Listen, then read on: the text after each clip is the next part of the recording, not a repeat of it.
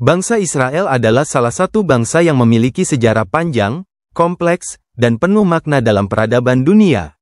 Jejak mereka dapat ditelusuri hingga ribuan tahun yang lalu, dimulai dari kisah-kisah dalam kitab suci, yang menjadikan mereka sebagai bangsa pilihan dengan peran penting dalam sejarah keagamaan dan budaya dunia. Sejarah bangsa Israel bermula dari figur Abraham. Abraham dipandang sebagai nenek moyang bangsa Israel, melalui garis keturunannya yang diteruskan oleh Ishak dan Yakub, yang juga dikenal sebagai Israel. Nama Israel berasal dari Yakub, setelah ia mendapatkan nama itu dalam sebuah pengalaman spiritual yang mendalam. Yakub memiliki 12 anak laki-laki yang menjadi cikal bakal 12 suku-suku Israel. Bangsa Israel mencapai masa keemasan selama periode kerajaan, terutama di bawah kepemimpinan Raja Daud dan Salomo pada abad ke-10 sebelum Masehi. Raja Daud mendirikan Yerusalem sebagai ibu kota, sedangkan Salomo membangun bait suci pertama yang menjadi pusat ibadah dan simbol keagamaan bangsa Israel. Namun, kejayaan ini tidak berlangsung lama. Setelah Salomo, kerajaan terpecah menjadi dua bagian, kerajaan Israel di utara dan kerajaan Yehuda di selatan. Perpecahan ini membuka pintu bagi berbagai invasi dari bangsa-bangsa lain seperti Asyur dan Babel, yang mengakibatkan kehancuran bait suci dan pembuangan bangsa Israel. Mari kita simak penjelasan dari Dr. Bambang Nursena pada bagian pertama. Selamat menyaksikan. Shalom saudara-saudara. Malam ini kita mau belajar tentang Israel, dari Israel zaman Alkitab sampai Israel modern. Ada banyak sekali ayat-ayat dalam Alkitab yang berbicara tentang Israel. Bagaimana orang beriman, orang-orang Kristen sekarang melihat fenomena negara Israel modern, baik secara teologis maupun secara politik, hukum internasional saat ini. Ini wilayah atau masalah yang sangat-sangat kontroversial sampai hari ini.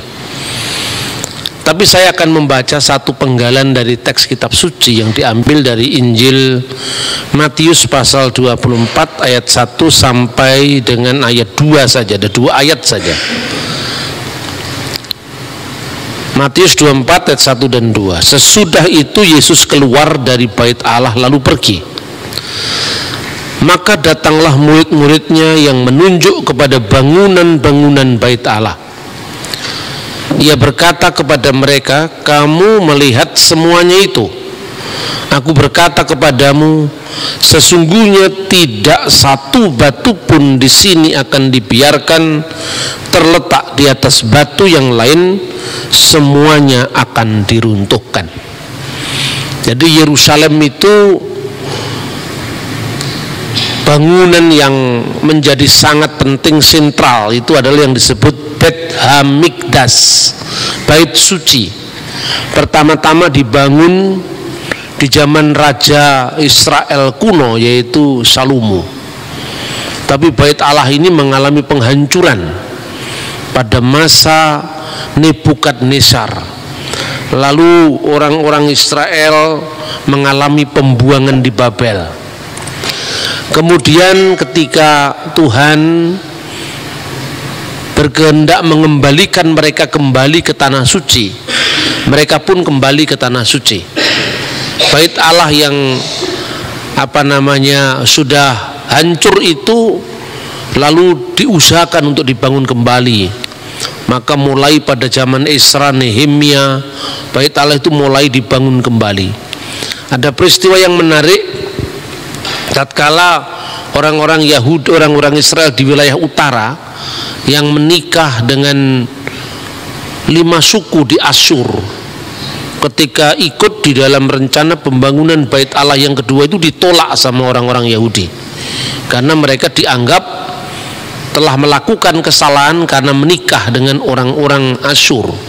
Sebetulnya dibalik semuanya itu yang Tuhan larang adalah menikah dengan memasukkan ilah-ilah lain, ilah-ilah bangsa Asyur ke dalam rumah-rumah orang Israel. Dan tindakan ini bagi orang Yahudi disebut sebagai abudah zarah, penyembahan kepada berhala. Karena itu orang-orang yang ditolak dalam pembangunan kembali Bait Allah yang kedua ini, lalu memisahkan diri dari bangsa Israel yang lain dan akhirnya dikenal sebagai orang-orang Samaria. Nah, orang Samaria itu kemudian membangun Bait Allah tandingan yang diadakan di Gunung More atau Gerizim. Di sanalah mereka membuat Bait Allah tandingan sebagai tandingan dari Bait Allah Israel. Mereka juga memperingati upacara-upacara Paskah mereka, sama-sama Paskah. Karena Paskah bagi orang Yahudi itu adalah titik balik dari semua kehidupan mereka ketika mereka menjadi bangsa budak di Mesir, kemudian menjadi bangsa merdeka. Nah, mereka juga memperingati upacara yang dikenal dengan Aqidah Yitzhak, artinya pengikatan Iska, tapi itu diadakan kalau orang Yahudi itu di Yerusalem, di Bait Allah Yerusalem, kalau orang Samaria di Bait Allah Gerizim. Nah, cerita tentang orang Samaria ini memenuhi lembar-lembar perjanjian baru, tentang orang Samaria yang baik hati, yang terkenal, yang dipuji oleh Yesus, ortopraksinya, kelakuannya yang baik dipuji oleh Yesus. Tapi tatkala perempuan Samaria kemudian memberi minum kepada Yesus di perigi Yakub, di sumur Yakub, murid-murid dan bahkan orang Yahudi pada umumnya tidak bisa ngerti kenapa Yesus begitu dekat dengan orang Samaria. Lalu orang Samaria itu pun bertanya bahwa Tuhan adalah orang Yahudi, haruskah minta minum kepada orang Samaria? Yesus secara ortopraksi, kelakuan hidup yang benar, itu memuji orang Samaria. Akan datang saatnya, dan kini sudah tiba saatnya kamu tidak menyembah Allah di gunung ini, maksudnya di gunung Gerizim, kiblatnya orang Samaria, tidak pula di Yerusalem. Karena Allah itu roh, maka hendaknya setiap orang menyembah Dia dalam roh dan kebenaran. Ungkapan yang sangat terkenal di dalam Yohanes pasal 4 ayat 24. Tetapi Yesus selalu mengatakan dalam konteks orang Samaria itu, bahwa keselamatan itu datang dari bangsa Yahudi. Artinya di sini Yesus memilih secara ortodoksia, secara kebenaran ajaran. Yesus tidak rekomendasi orang Samaria. Kebenaran, karena itu keselamatan itu datang dari orang Yahudi. Tetapi secara ortopraksia, secara perilaku hidup yang benar, buah-buah dari iman yang benar, Yesus juga memuji orang Samaria. Nah, itu sekilas tentang perbedaan orang Samaria dan orang Yahudi yang kemudian melatari bagaimana banyak kisah-kisah di dalam perjanjian baru tentang termasuk Bait Allahnya. Berabad-abad sampai pada zaman Yesus itu orang Yahudi dan Samaria itu saling mengutuk dan tidak menyapa. Yesus membenarkan perilaku yang baik dari orang Samaria, sekalipun Yesus tetap menekankan keselamatan itu datang dari bangsa Yahudi.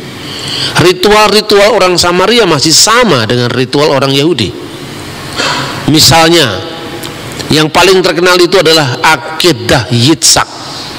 Aqidah Yitzhak itu adalah pengikatan Iska. Nah, di dalam upacara Yahudi di Yerusalem, itu pusatnya ada di Bait Allah Yerusalem. Diperingati setiap tahun baru Yahudi yang dikenal Rosh Hashanah. Mereka membaca teks itu, Kejadian pasal 22 ayat 2. Tetap orang Samaria juga melakukan ritual yang sama. Disebutkan misalnya di sana tentang perintah untuk mengorbankan Iska. Wa yumerkhahna et bincha et yehidka aser ahabta et yitzak vilehleka el aret hamurya. Firman Tuhan, ambillah anakmu yang tunggal yaitu Iska, yang kau kasih yaitu Iska, dan bawalah dia ke tanah Moria. Karena orang Samaria tidak mengakui kota Yerusalem sebagai kota di mana Ishak pernah dikorbankan, maka kata Moria dibaca dengan More, dan itu ditafsirkan sebagai bukit Gerizim, Gunung Ebal di Samaria. Nah, ini contoh. Kalaupun di situ ada orang yang menuduh bahwa Samaria memiliki Taurat yang berbeda, ya betul. Tetapi secara seluruhnya sama. Kecenderungan untuk mengubah Muria menjadi Muri itu karena orang Samaria justru konflik sama orang Yerusalem atau orang Yahudi di Yerusalem. Tapi yang lain-lain semuanya sama. Soal Paskah misalnya. Soal Paskah sama, orang Samaria memperingati Pesah, tanda darah, pengorbanan anak domba, semua sama. Ketika orang Yahudi di Israel dan Tuhan memberikan 10 bala kepada bangsa Mesir, di setiap rumah yang pintunya ada tanda darah anak domba, maka kemudian firman Tuhan katakan, ketika aku melihat tanda darah itu, maka aku akan melewati mereka. Wiraiti hadam, ketika aku melihat darah itu, ufesah, maka aku akan lewat, maka aku akan lewat alaihem, atas mereka. Dari kata Pesah kemudian menjadi kata Paskah, Passover. Itu pun ritualnya sama. Orang Yahudi menggunakan simbol, yaitu potongan daging anak domba, sejenis salad. Setiap tanggal 15 bulan Nisan mereka melakukan perjamuan Paskah. Lalu ketika roti dipecah-pecahkan, kemudian anggur sengsara dituangkan, itu urutan-urutannya ternyata persis sama dengan urutan-urutan perjamuan akhir Yesus. Jadi kekristenan itu sama sekali bukan menciptakan sesuatu yang baru, tradisi baru, tetapi benar-benar merupakan penggenapan dari perjanjian lama. Waktu mengangkat roti, orang Yahudi memecah-mecahkan roti itu, dan kepala keluarga dari keluarga Yahudi yang mengadakan Paskah itu, dan semuanya laki-laki. Makanya tidak mungkin ada perempuan yang duduk di kursi di meja perjamuan. Maka yang namanya Da Vinci Code dan sebagainya nggak usah dilihat, itu orang yang ngawur itu kan. Bagaimana seorang perempuan bisa duduk di meja perjamuan Pesah? Lalu pada saat itu kepala keluarga itu mengungkapkan kata-kata, inilah roti sengsara yang dimakan nenek moyang kita di Mesir. Itu bahasanya Aram, bukan bahasa Ibrani. Jadi dalam liturgi Yahudi itu sudah ada unsur Aramaik, unsur Ibrani. Ketika membaca kitab suci mesti bahasa Ibrani. Tapi beberapa ritual Yahudi itu bahasanya Aram. Misalnya halahama anniya diakalu afahtana bi'ar'a Misrayim. Inilah roti sengsara yang dimakan nenek moyang kita di tanah Mesir. Itu bahasanya Aram. Ketika mereka mengakhiri setiap ibadah mereka mengucapkan Ose Salum, itu Ibrani. Ose Salum bimromau huya ase Salum alainu wekal Israel wimru imru amin. Itu Ibrani. Doa-doa mereka, doa berkat roti dan anggur, semua juga doa Ibrani. Baruch atah Adonai Elohenu melek ulam, ya, purei pihagaven, yang telah memberkati buah anggur, dan seterusnya. Doa Yahudi juga mengenal doa bahasa Aram, misalnya ketika mengucapkan doa Kadis. Doa Kadis itu pakai bahasa Aram. Tetapi nama rumah ibadah selain yang di Yerusalem, Bet Hamikdas, yaitu bahasa Ibranianya rumah suci, Bet Hamikdas, bait Allah, itu banyak muncul di kitab Yehezkiel. Tetapi mereka menyebut rumah-rumah ibadat mereka yang di luar kota suci Yerusalem, yang menghadap semua ke Yerusalem, namanya adalah sinagogi. Dan sinagogi itu bahasa Yunani. Maka tidak perlu dipersoalkan sekarang kenapa Injil Perjanjian Baru ditulis bahasa Yunani, kita bingung. Terus kita ini orang Kristen kecenderungannya memuja agama Yahudi, bukan Israelnya, agama Yahudi. Makanya kita suka kalau ibadah pakai shofar, ya. Ya, kita semua pakai sampai selendang-selendang yang dipakai, tapi yang ditiup cuman shofarnya, semanya yang pakai bahasa Ibrani dia nggak tahu. Makanya jadi aneh, gereja Pentakosta Karismatik pakai shofar, tidak ada satu kata Ibrani pun terucap, tapi yang ditiup cuman shofarnya, itu kan. Artinya kalau memang mau belajar ya benar-benar harus mendalam. Nah, pada saat mereka sudah berkat piala anggur itu dibagi-bagi, inilah roti sengsara yang dimakan nenek moyang kita di Mesir. Yesus tidak mengucapkan itu pada waktu perjamuan akhir, kan? Yesus mengucapkan inilah tubuhku yang dipecah-pecahkan.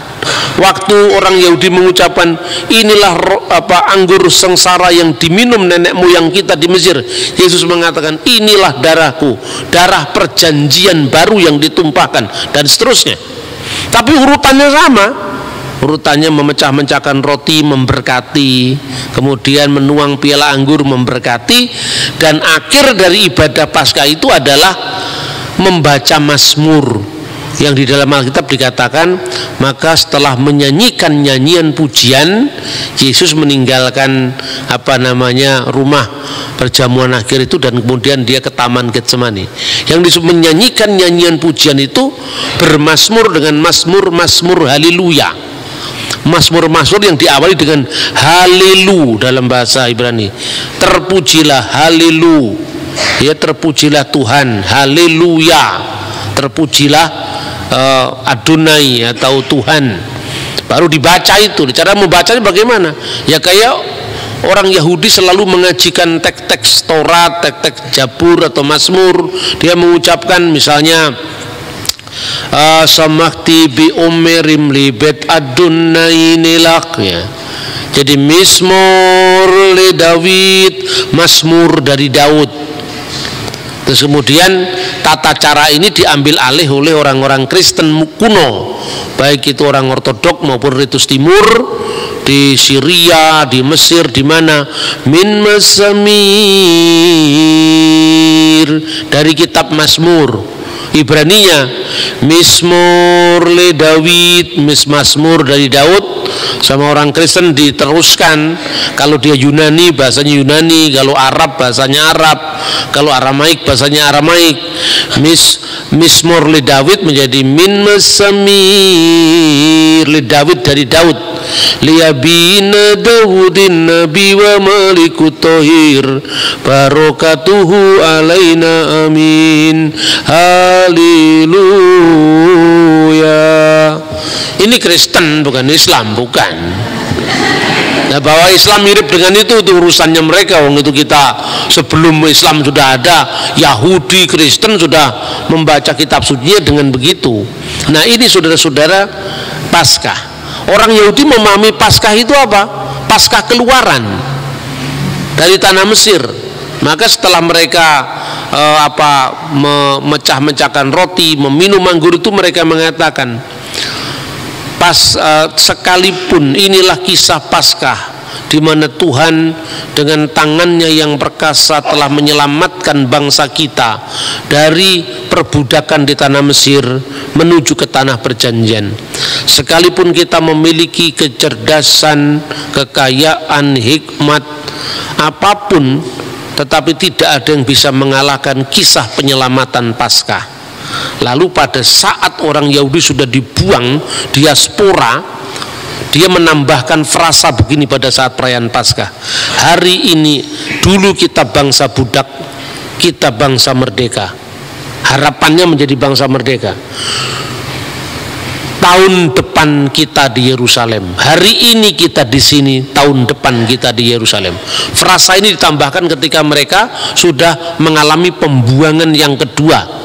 Sejak Jenderal Titus meratakan Yerusalem, bait Allah menjadi tanah sesuai dengan nubuatan Yesus tadi. Kamu lihat gedung-gedung yang megah ini, tak satu pun batu terletak di atas batu yang lain, semuanya diratakan menjadi tanah. Sejak satu bangsa Yahudi mengalami diaspora di seluruh dunia, Tetapi setiap Paskah mereka selalu mengatakan Lesana haba'ah Birusalaim, tahun depan kita di Yerusalem. Setiap dia merayakan Paskah dalam kondisi perbudakan itu selalu mengatakan Lesana ba'ah Birusalaim, tahun depan kita di Yerusalem. Ungkapan itu terus menerus bergema selama 2000 tahun. Maka ini unik ya, bangsa yang sangat unik. Sudah terpencar-pencar di seluruh dunia selama 2000 tahun. Sejak kapan? Sejak runtuhnya Bait Allah pada masa Jenderal Titus.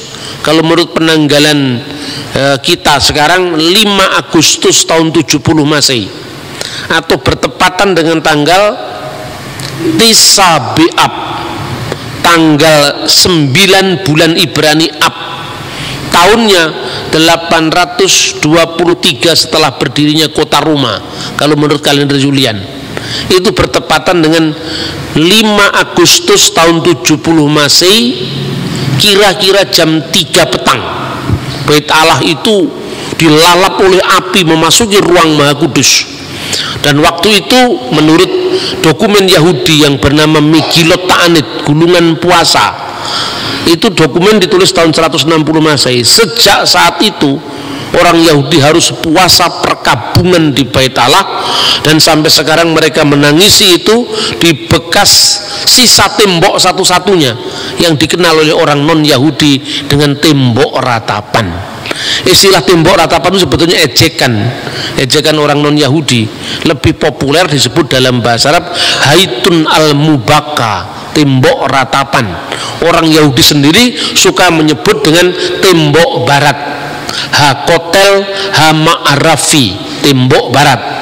Mereka tersinggung kalau disebut tembok ratapan, karena orang-orang non-Yahudi yang lihat orang Yahudi menangis-nangis di tembok itu, maka disebut Haitun al-Mubaka, tembok ratapan.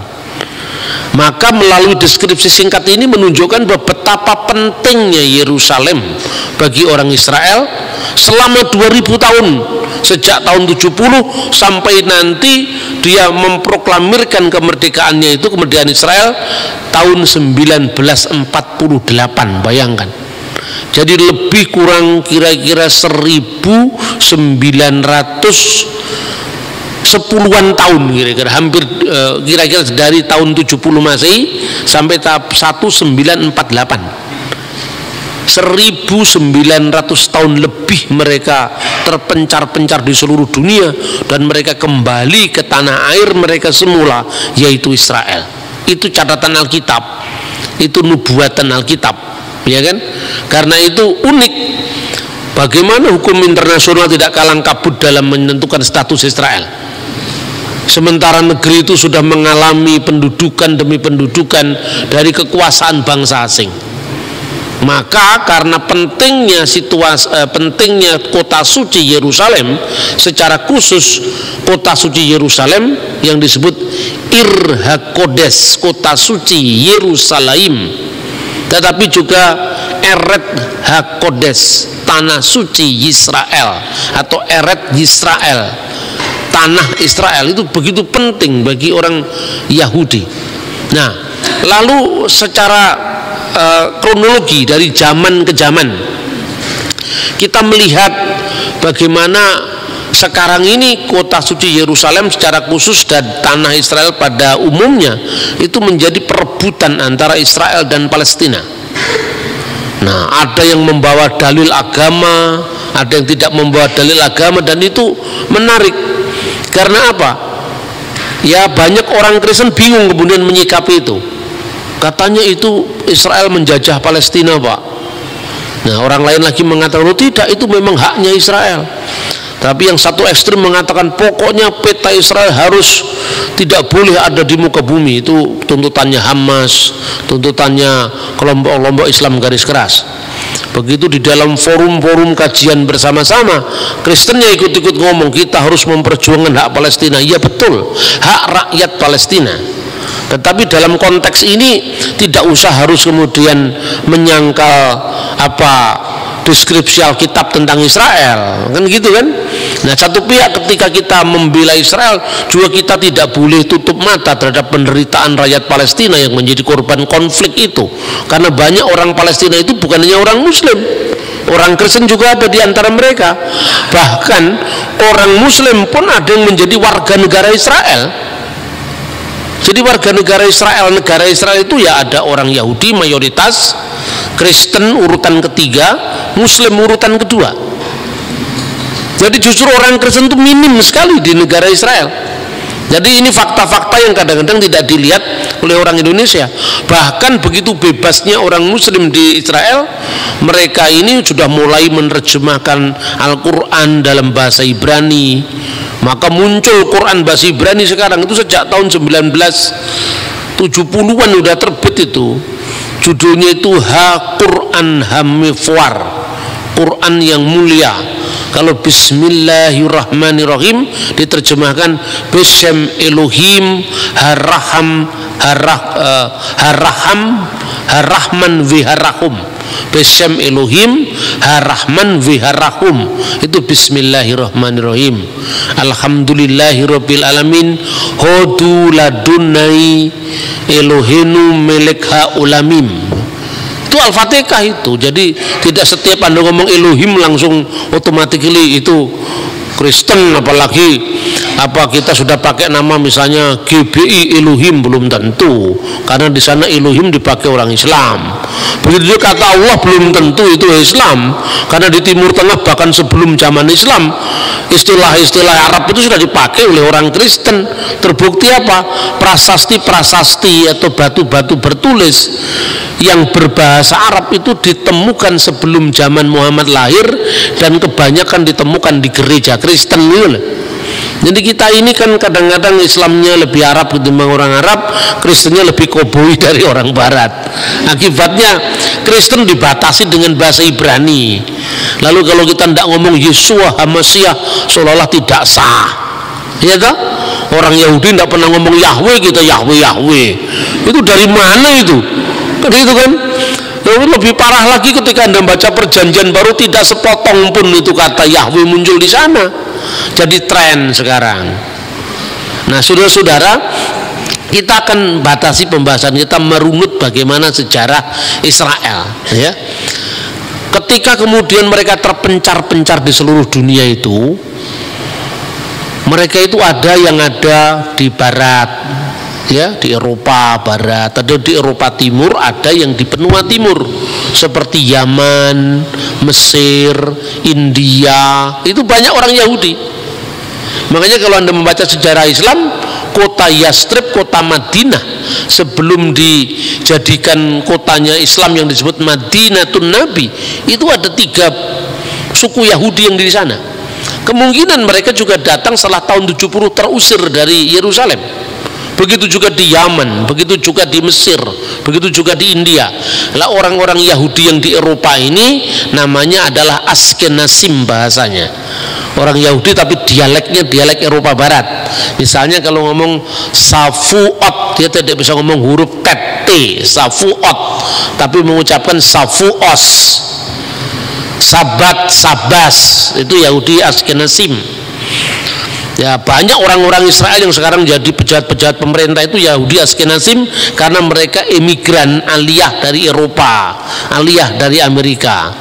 Tapi kalau mereka dari Yahudi Spanyol, orang-orang Yahudi Spanyol itu lebih fasih bahasa Ibrani. Kalau ngomong Safuot ya Safuot. Safuot itu Pentakosta maksudnya. Kalau ngomong Sabat ya Sabat. Baruh atah adunai Elohenu melega ulam, bahasanya lebih fasih. Begitu juga orang Yahudi itu dinamakan orang-orang Yahudi Sephardim, yang di barat, Eropa Barat, Amerika, Yahudi Askenazim. Yang Yahudi di wilayah Eropa Timur, Spanyol secara khusus namanya Sephardim. Orang-orang Yahudi yang di Yaman, di Mesir itu namanya Misrahin. Jadi ada 3 kelompok itu, bahasanya dialeknya agak beda. Dan bahasa Ibrani sekarang cukup bisa dibedakan dengan bahasa Ibrani klasik dalam Alkitab. Nah, tapi satu mujizat luar biasa yang kita lihat, bahasa Ibrani itu menjadi bahasa mati selama 2000 tahun. Bayangkan 2000 tahun itu cuma jadi bahasa-bahasa di tempat ibadah. Paling-paling kalau di anak orang Yahudi dia membaca Shema Yisrael Adonai Elohenu Adonai Echad. Itu kalau orang-orang Sephardim bahasanya begitu. Jadi mendayu-dayu kayak Islam, bukan kayak Islam kayak ini lebih tepat karena ini lebih tua daripada Islam. Adonai Elohenu Adonai Echad, sambil meniup shofar itu. Terus kemudian kan mirip dengan hayyalas shalah. Tapi kalau dia orang Yahudi dari Spanyol, orang Yahudi Spanyol yang mengucapkan, kalau orang Yahudi Askenazim mirip Protestan, mirip Katolik, karena pengaruh Barat Kristen itu kuat. Misalnya Shema Yisrael Adonai Eloheinu Adonai Echad, itu kalau Yahudi yang di barat. Tapi baik yang Shema Yisrael maupun yang Shema Yisrael, jangan salah paham, dua-duanya nggak percaya Yesus. Itu yang penting. Jadi jangan ke Yahudi-Yahudian, sudahlah warisi gereja yang apa adanya. Kita ini mewarisi multikulturalisme gereja. Ya karena Yesus itu memang Tuhan segala bangsa, bukan hanya miliknya satu suku bangsa tertentu. Maka kalau kita membaca Alkitab pun warisan bahasa yang multilingual itu kita warisi. Perjanjian lama itu bahasa Ibrani mayoritas, tapi ada beberapa pasal dari perjanjian lama bahasa Aram. Separuh dari kitab Daniel itu bahasanya Aram. Seluruh perjanjian baru bahasanya Yunani, tetapi stylenya Aramaik.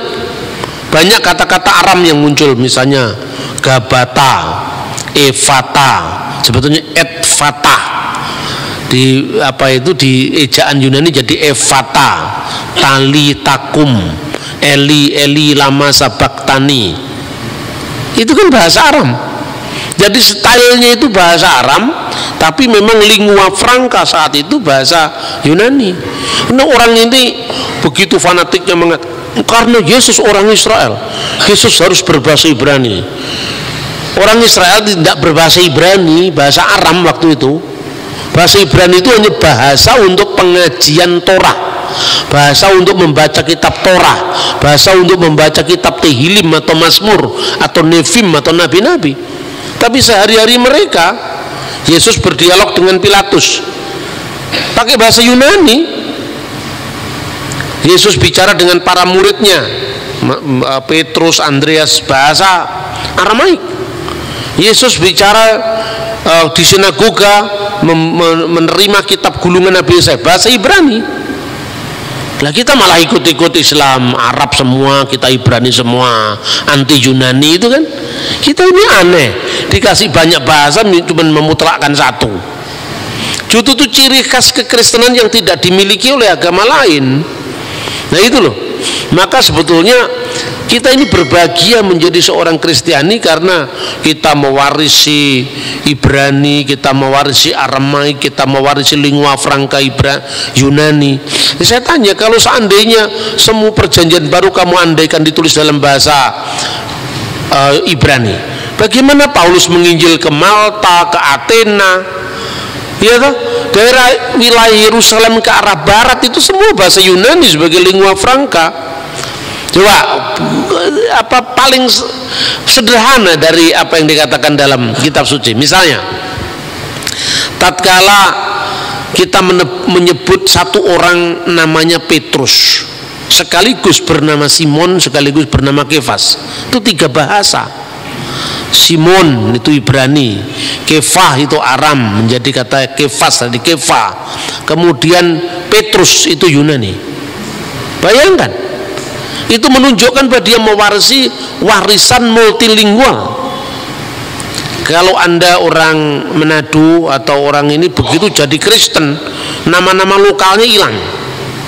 Tetapi kalau Anda orang Jawa, nama lokalnya masih ada, ditambahi nama Kristen, nama Sansekerta, kan itu kan kemajemukan masyarakat. Nama saya Bambang itu nama Jawa, Jawa asli itu.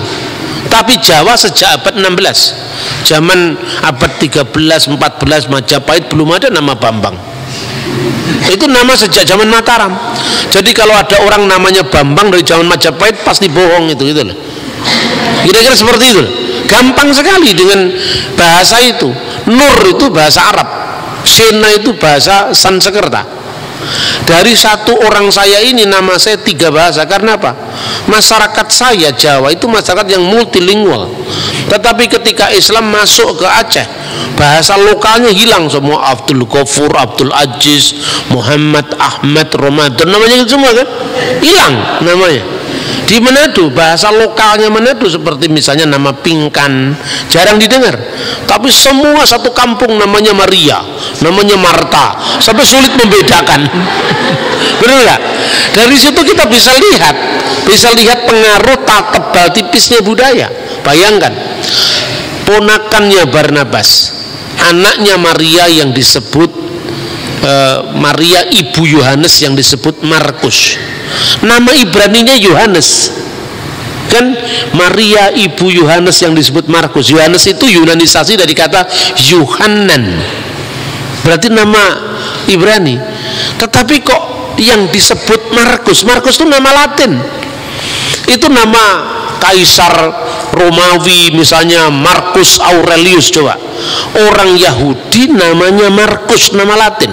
Itu menunjukkan apa? Tingkat keterbukaan budaya orang-orang Israel pada zaman Yesus terhadap budaya luar, sekalipun mereka selalu memprotek dengan iman Yahudi mereka, tapi tidak mengharamkan agama apa budaya lain.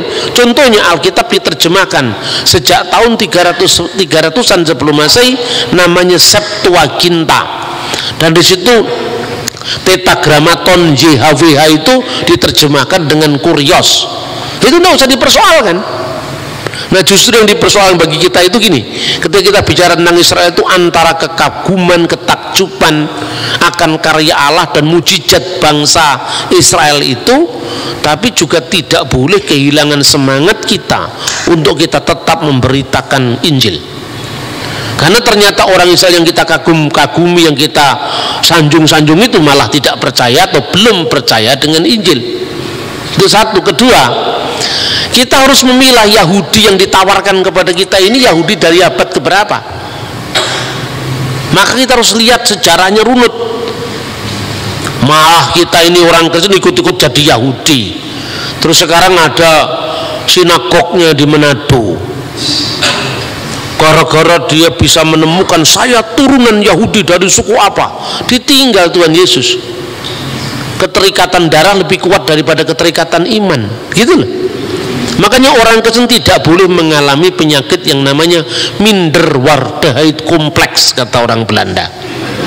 Jadi penyakit minder ini yang membuat Anda ini pengikut Yesus kok minder, kan gitu kan, nggak boleh yang seperti itu.